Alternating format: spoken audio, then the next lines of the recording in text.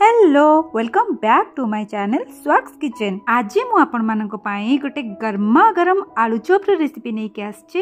एटा गोटे एमती का रेसिपी खरा वर्षा शीत जे कोनोसी दिन रे भी आपण माने खाई परिबे। आज मु आपण माननकु गोटे इजी वे रे केमती परफेक्ट आलू चॉप बनेबे सेटा देखेबी। आलू चॉप तो दुकान गुडा करे आलू रे ही बना जाय, हेले मु एठी किछटा वेजिटेबल यूज करके बनेबी जोटा कि बहुत टेस्टी लागिबो। आपनको वेजिटेबल चॉप भी कहि परिबे। तो चलंतु स्टार्ट करबा आज रो रेसिपी। तो एठी मु 7-8 टा आलू को सिजेई की तार चोपा को काढी नै छी।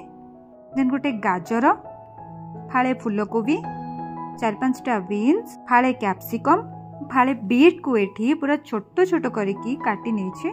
गैस ऊपर गोटे कड़ाई बसई की सेथरे 2 चम्मच रिफाइन तेल नै जिबा।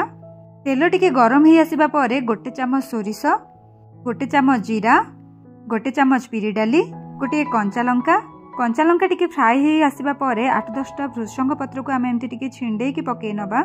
2 चम्मच बादाम पकेई नबा। बादाम को 2 मिनट आमे एठी फ्राई करि नबा। बादाम टिके फ्राई ही आसीबा परे गोटे बड़ पियाज को एमती छोट छोट करके काटिकी सेथिरे पकेई नबा। एवं पियाज गोटे मिनट फ्राई ही आसीबा परे आमे गोटे टमाटो को सेथिरे छोट छोट करके काटिकी पकेई नबा। तापरे सेथिरे गोटे चम्मच हळदी गुंड, गोटे चम्मच काश्मीरी रेड चिली पाउडर एवं गोटे चम्मच गरम मसला पाउडर पकेकी ए सब को भल्ल भाबे स्पैचुला सहायरे मिक्स करि नबा। तापर आमे काटी रखिथिबा सब परिबा को सेथिरे आस्ते आस्ते करके पकेई नबा। देन सेथिरे स्वाद अनुसार लूण पकेकी आमे परिबा सब को लो टू मीडियम फ्लेम रे 2-3 मिनट टिके फ्राई करि नबा।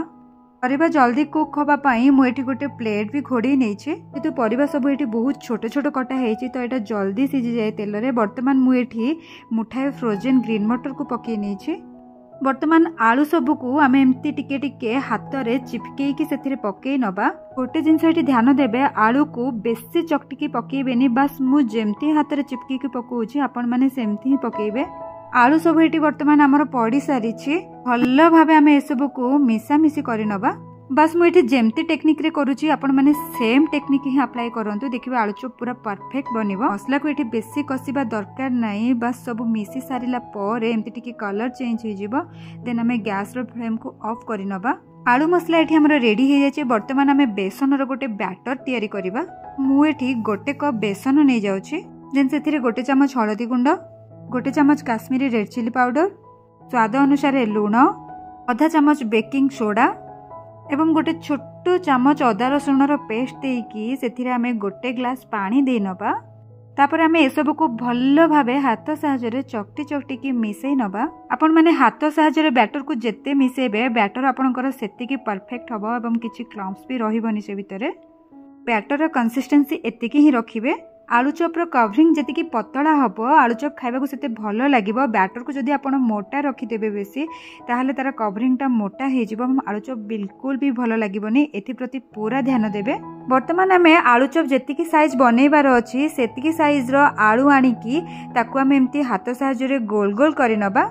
एटा बनेबा बहुत सहज, आपण मानकु कोनोसी परिश्रम भी करबा दरकार पड़िबोनी। आपण हाथ रे एम्ति हल्का हल्का भाबरे ही आराम से बनै परिबे।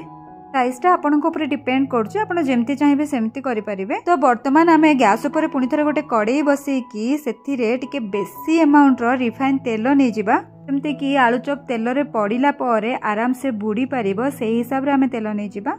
वर्तमान हमें बनै रखिथिबा आलू मसला रो बॉल सब को बेसन रे पकेई नबा। बेसी पकेबेनी, बस खाली 4-5 टा ही पकेबे। तापर हमें एम्ति बुले की तार चारि पाख को बेसन लगेई नबा। देन ऊपर को टेकी आनला परे आमे किछि सेकंड टिके एम्ति रखी दबा, जदरा एक्स्ट्रा बेसन सब आराम से गली पड़िबो एवं कवरिंग टा पूरा पतला हे परिबो।